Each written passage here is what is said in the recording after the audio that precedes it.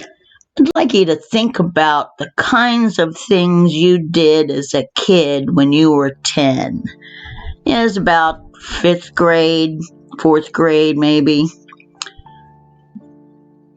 What I did was go to school, mostly, and then, I may have had some chores, but my other responsibility was just playing the rest of the day. But if you grew up in Appalachia, America in the 1800s, by 10 you were out earning a living. So when my dad's dad was in 4th grade, he quit school and got a job in the mines. Although technically Ohio law at that time was he should have been 12, 10-year-olds were still hired, and this is what he might have done. This boy's job was to keep the wheels of the coal carts greased. Or he might be a runner, somebody that goes with the mules as they travel through the tunnels, and the carts are filled and then out again to be emptied.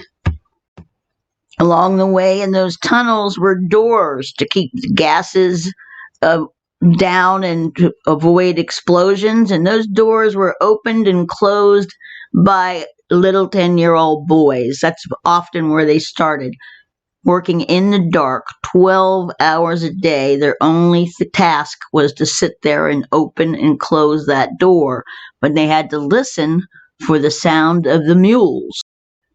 From there, you might work your way up ground as a breaker boy who sat for hours sorting through the coal and breaking it into sizable pieces. If you were a good worker, by the time you were 15, you might be able to go to the company store, get your carbine light and pick, and start down in the tunnels. At this time, coal was king in this area. And so today we're going to talk about New Straitsville, Ohio, which was a company town. This was what it looked like. This is probably a good picture. It was built by the coal company in 1870. I talked about that in the last video. Anyway, by this time in 1883, there were 4,000 people living here, and they were unionizers. The birthplace of the United Mine Workers Union is in a cave, Robinson's Cave, just down the street. And you can understand why they formed unions when you realize that they were working 12 to 15 hours a day in the dark all day. And we all know it was dangerous work. The larger the mines got, the more people were injured or killed. And on top of that, the owners could pay them whatever they felt like.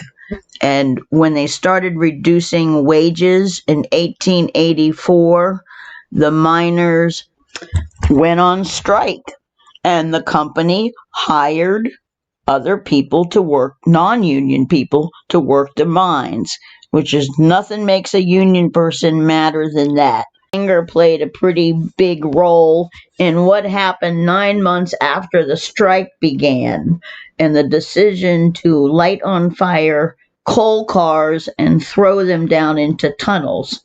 7 mines were set on fire, and 3 railroad bridges were destroyed, and forever branded New Straitsville as the site of the world's greatest mine fire. The only thing that lets you know that something happened here is this marker.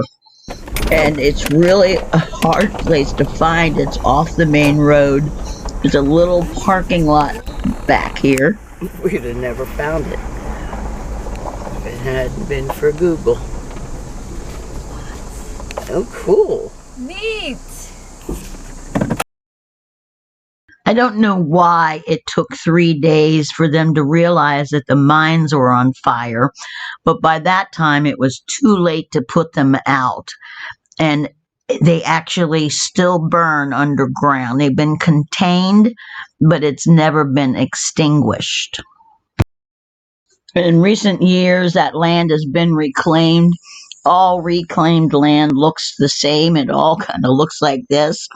There's a big open area with a pond in the center, and it's open to the public. There's a little trail you can go to the back, but nothing about the mines is still here.